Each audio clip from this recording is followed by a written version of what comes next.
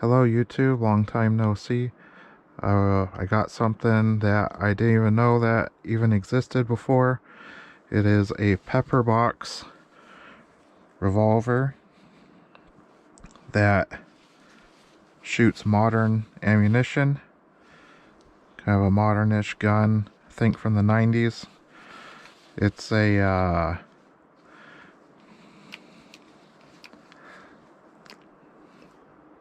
Leinad Ducktown. It is actually the owner's name, Daniel, spelled backwards.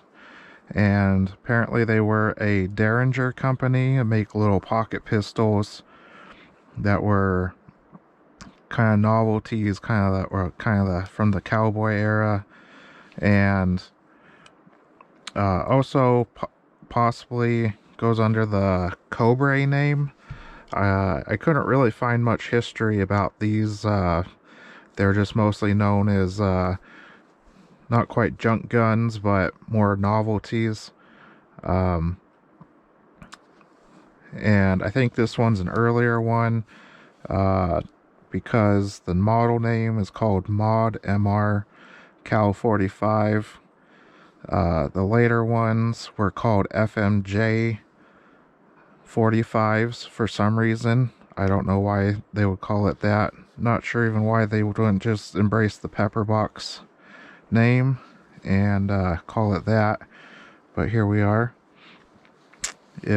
Pepper boxes were predecessors to the Revolver. So that was how you got multi-shots way back in the day, like 1700s, maybe even earlier. So this pepper box, it fires 45 caliber Colt, which is kind of the old revolver, cowboy revolver guns. And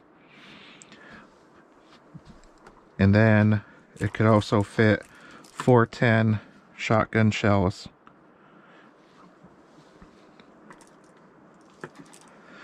I believe you could also get 45 ACP to shoot out of it. You need like a clip to grab in the revolver cylinder.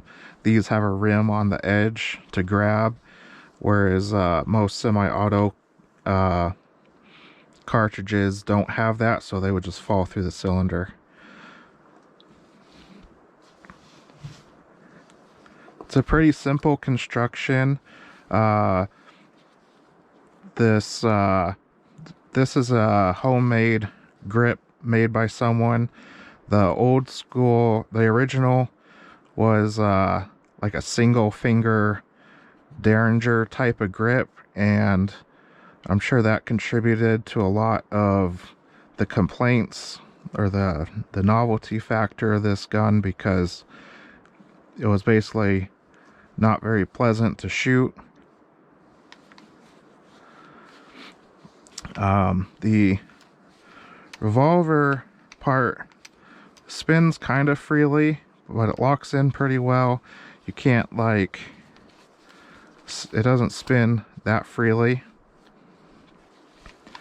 The rifling is kind of a joke. There's only like a ½ inch or inch of rifling, which you need rifling to shoot a pistol cartridge. A solid bullet. It needs the rifling to spin it and stabilize it. So I didn't find any write-ups about this particular model, but they had a different model where it was a double barrel Derringer that shot 410 and 45, and it had the same kind of barrel configuration. It's like 3 inches of smoothbore and then a ½ inch or inch of rifling. That one, they said, would just these 45 bullets would just immediately tumble and hit the target sideways, even from 5 or 10 feet away, basically making it useless. So that's what we're going to test. So basically this would be mostly just for shooting 410, I believe. It's a single action. So this this bar right here is actually the safety, and it's needed for the disassembly too. So, oh, I didn't have the safety on.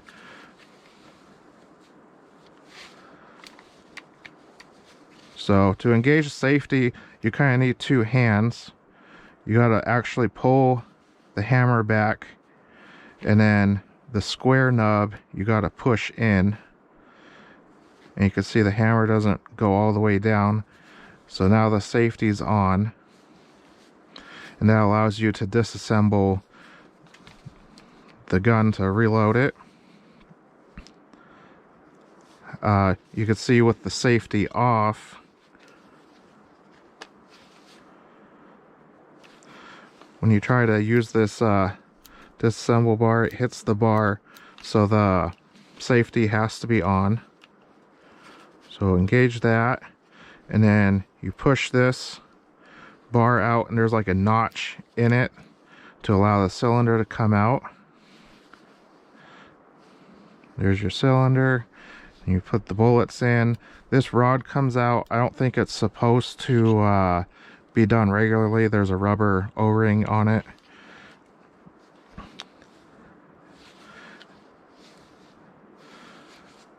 And then to reassemble, you gotta line up that notch with the bar,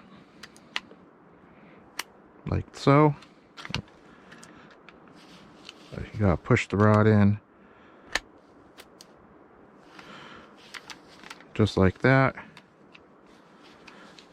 And then take it off safety, you gotta pull the hammer back, like that, and try to fire.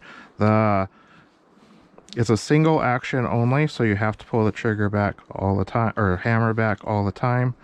The trigger pull is kind of heavy.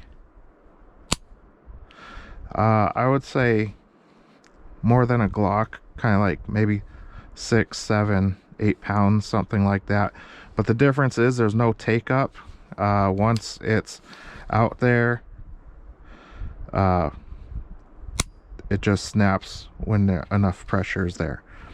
So kind of like the old cowboy revolvers or guns of the 1800s. Can't really carry this without it being on safety, because there's nothing preventing that hammer from slamming on that firing pin right there.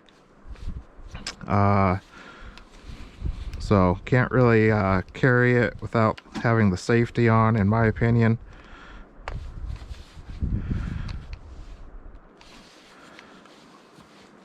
And then no trigger guard and everything like that. Probably wouldn't be something I would recommend using as a carry or anything like that. And I'm sure it's going to be even worse shooting, but that's what we're here to find out.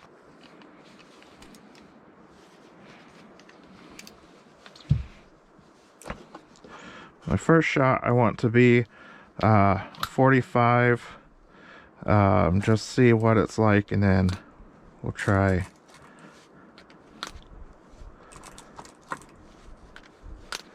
some 410. We'll do one more 45 in case it goes good.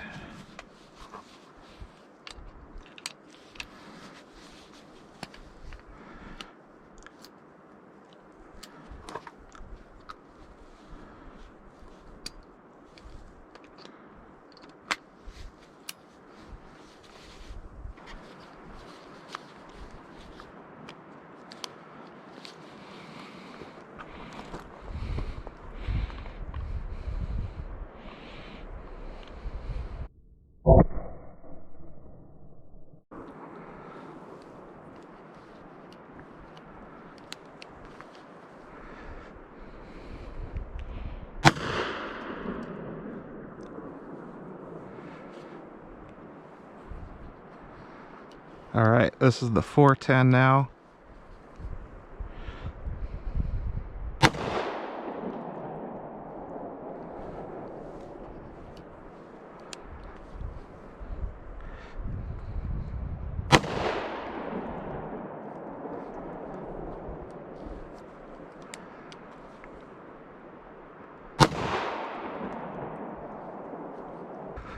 So, alright, well, you could see the 45 was right here and right here. The first shot, second shot, it's not terrible. This is 10 feet away, but you could see that this 45 was already tumbling. So it's not going to be accurate at all. And you can see the group of the 410 there. So you could see that this is basically a 10-foot away gun, not much more than that.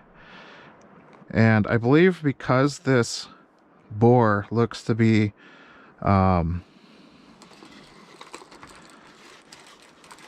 3 inches, the smooth bore part, regular 410 is 2.5 inch. So I believe you could put a 3-inch shell in there, and then right here, that's all there is for rifling. So let's see how to get the shells out.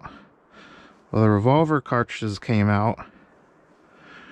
Shotgun shells have a harder time because they're plastic. I wanted to see if you could get these out without having to use the rod as to push them out. Doesn't seem like it.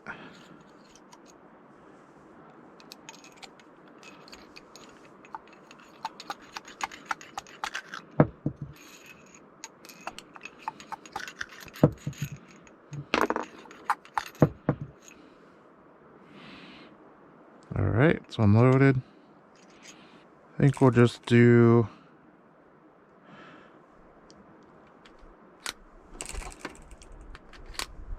some 410 one more time. These are pretty expensive, and then looks like some people left some pumpkins. We'll try some of that, and then I'll try one more time with the 45s. Alright.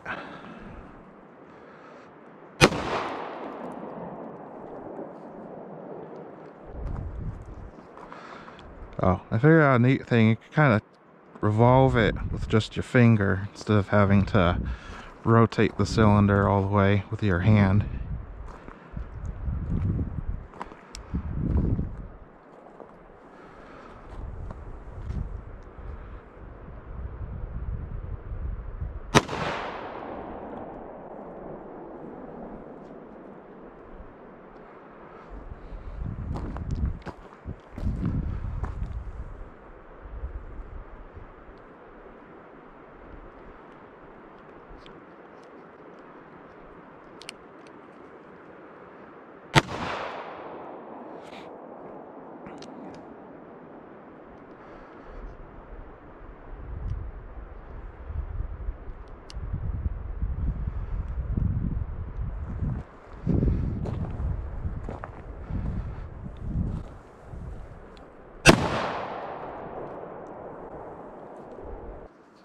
Well, you can see those little shot shells are not super impressive.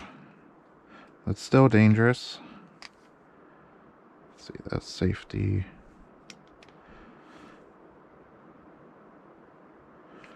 Safety on.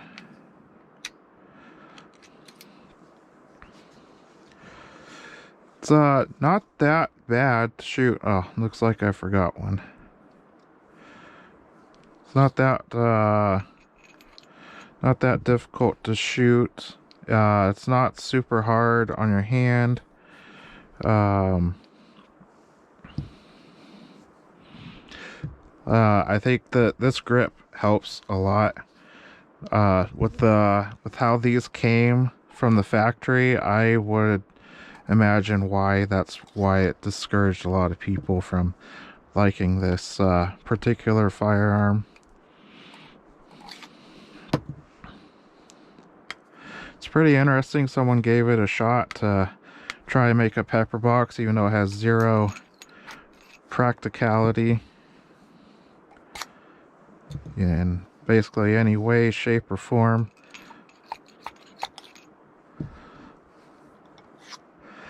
I've seen some comments saying that this is even worse than a, a Pepperbox from the 1800s or so, because they were apparently double action. I'm not sure about the truth on that.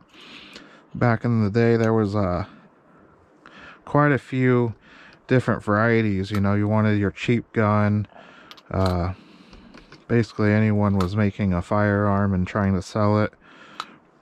It could be as cheap as you wanted, or low quality, or you got the Colt revolver, which was basically the Rolls Royce at the time.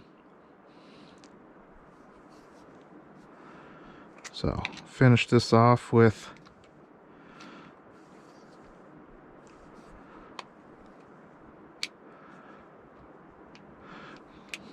some Colt.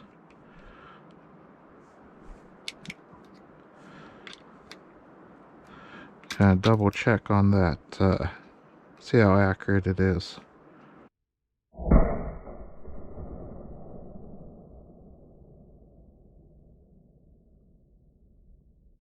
All I'm going to do is try sitting a little lower, because the target's a little bit low. And this is about 15-20 feet away. I'm just going to aim in the center of the fold. I forgot to mention, these all have sights. They're all built in. It's just a notch sight, and then you can only see the sight picture once you cock the hammer. I don't know if this is a feature. You can see there's a notch, and you can see the rim of the cartridge to tell if it's loaded.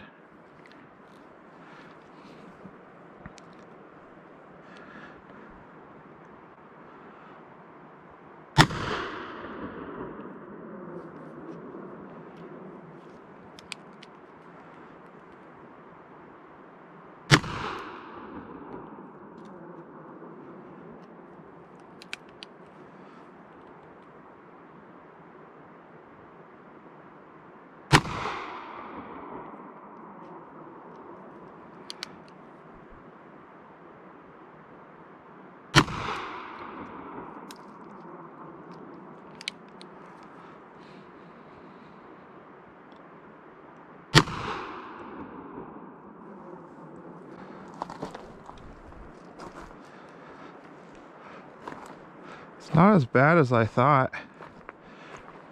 Maybe they aren't tumbling, but you can see it is pretty bad. It is going pretty high. I was aiming about here, so it is off on elevation quite a bit.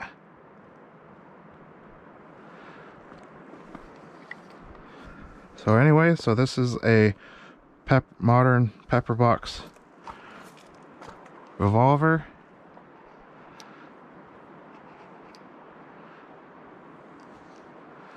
I hope you enjoyed it as much as I do.